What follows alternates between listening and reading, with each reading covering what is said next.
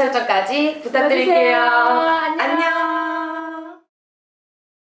심리상담의 모든 꿀팁. 안녕하세요. 마이카운슬러 김은미입니다. 안녕하세요. 마이카운슬러 정경희입니다. 그 사랑에도 유통기한이라는 말이 있잖아요. 그 상대한테 설레는 이제 기간이라는 게 있나요? 유통기한 얼마나 된다고 알고 있어요? 저는 1년 6개월? 이렇게 알고 있어요. 그래요? 네. 근데 실제로 이렇게 사귀어봤을 때 그래요? 근데 저는 권태기가 조금 일찍 오는 스타일이에요. 사귀고 이제 이게 지금은 안 지나갔죠. 한참 지나갔죠. 2개월만 넘으면 네. 괜찮아져요? 맞아요. 네. 그 이후에 이제 권태기라고 불릴 수 있는 걸 경험해보기도 해요? 한 번도 그 없었던 것 같아요. 이유는 없어요. 네. 그러면 2개월 때 만나는 건 그 권태기 맞을까요? 그걸 모르겠어요. 마음이 식어서 그런 건지 아니면 진짜 권태기인지 그걸 모르겠어요.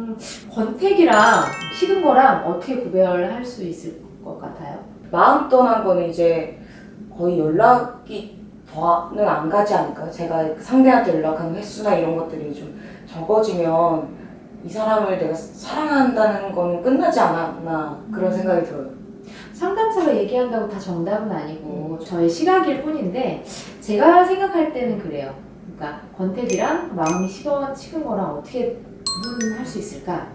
그리고 아까 그 처음에 2개월 그때는 권태기일까? 우리가 이제 살아가면서 이렇게 연애를 하는 이런 과정 속에서 권태기라고 이름 붙일 수 있는 이름을 막 아무 데나 이렇게 막 자주 붙이는 것 같은데 과연 제대로 권태기일 때 붙이는 걸까? 뭐 이런 여러 가지 생각들을 하게 되는데요. 근데 비슷한 양상을 보일 수 있을 것 같아요. 마음이 식어가는 과정 속에 권태기도 들어있을 것 같아요. 근데 이제 그 속에서는 그래도 애정이 남아서 자꾸만 뭔가 왜 우리 이러고 있지? 왜 나한테 전하고 다르지? 전처럼 다시 살아나게 하고 싶은데 아니면 왜 저렇게 하는 게 화가 나? 뭐 이런 것들. 그러니까 화도 사실은 애정의 하나의 감정이 생긴다는 것은 이 사람에게 애정이 있다는 거거든요. 근데 애정이 아예 없는 것은 무관심으로 들어가는 거죠. 근데 무관심으로 들어가는 것이 아니라 이 사람에게 애정은 있는 상태에서 서운하고 이런 것들이 올라오고 다시 다르게 보고 싶고 이런 것들이 자꾸만 올라온다? 그런 상태에서는 권태기라고 부를 수도 있지 않을까 하는 생각이 들어요. 그러면 권태기를 이제 극복할 수 있는 방법이 있을까요? 다 다른 것 같아요. 권태기를 극복할 수 있는 방법은 커플마다 다 다르지 않을까 싶어요. 근데 어떤 경우에는 그냥 당연히 저 사람은 내 옆에 있는 거지 그냥 고마움도 모르고 뭐 이런 상황이 되어버린 관계라면 조금 거리를 좀 둬서 그 사람의 귀한 부분들도 좀 바라볼 수 있게 하는 거 그런 것들이 필요한 처방이 될 수도 있겠죠. 서로 대화를 해서 진짜 마음을 좀 만나게 한다든지 뭐 이런 여러 가지 처방들이 커플마다 다 다를 수 있을 것 같아요.